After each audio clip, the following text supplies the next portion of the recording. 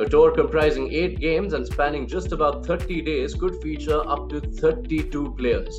India have named their squads for the cross-format tour of South Africa coming up shortly, and the biggest takeaway remains the continued resting of Rohit Sharma and Virat Kohli from T20Is. It is the big topic of interest now that the ODI World Cup is done and the attention shifts to the T20 World Cup, which is just about 6 months away, and India, who have officially only been resting their 2 batting stalwarts ever since the end of the last T20 World Cup in 2022, have not addressed that issue for now either. So it remains to be seen whether Rohit and Virat will be back in the T20 mix for the World Cup. Remember, India only have 11 T20Is that they are playing since the end of the ODI World Cup before the start of the T20 World Cup. Of those, 5 will already be done with the Australia series. So after South Africa, you're realistically looking at 3 T20s against Afghanistan and then the IPL by when you have to pick your squad.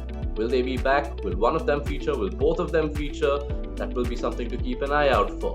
But who won't feature, at least for the time being, is KL Rahul. And he's got something of interest in all 3 formats, all 3 selections that have been made for this tour.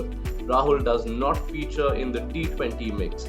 Now, it was going to be a bit complicated because while opening is his best suit, there are so many openers in the mix right now, with Gill there, with Yashasvi Jaiswal and Ruturaj Gaikwad making an impression. But what could have stood in Rahul's favour was India's absence of an out-and-out keeping choice. But for the time being, it is Ishan Kishan and Jitesh Sharma who maintain their positions as the wicket-keepers of the T20I setup. India have picked 4 spin options in what is a 17-man squad for the T20Is.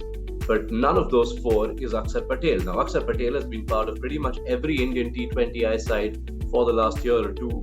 But he misses out because Ravindra Jadeja is back, and not only is Jadeja back, he's the vice-captain of the T20I setup, which will be continued to led by Surya Kumar Yadav. The other spinners in the squad alongside Jadeja are Kuldeep Yadav, Ravi Bishnoi and Washington Sundar.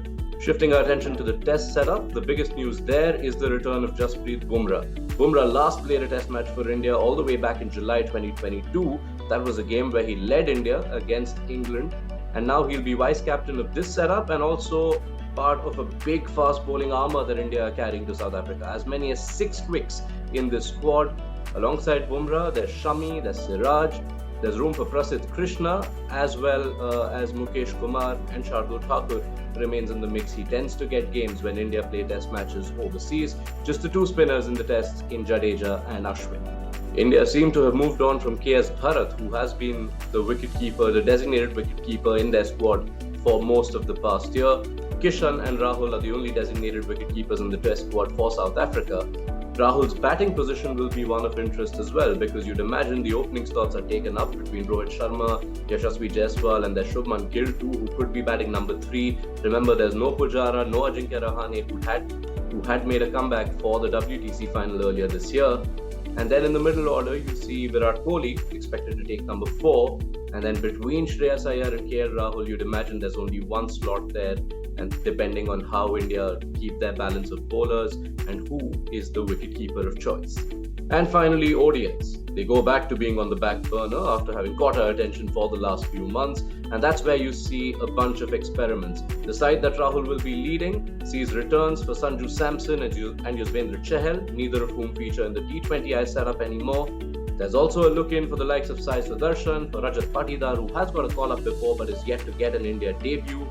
This side will also feature a completely different batting lineup to the one you'd seen in the last few months, because you've got the likes of Ruturaj Gaikwad, Rinku Singh gets a look in, Tilak Verma gets a look in.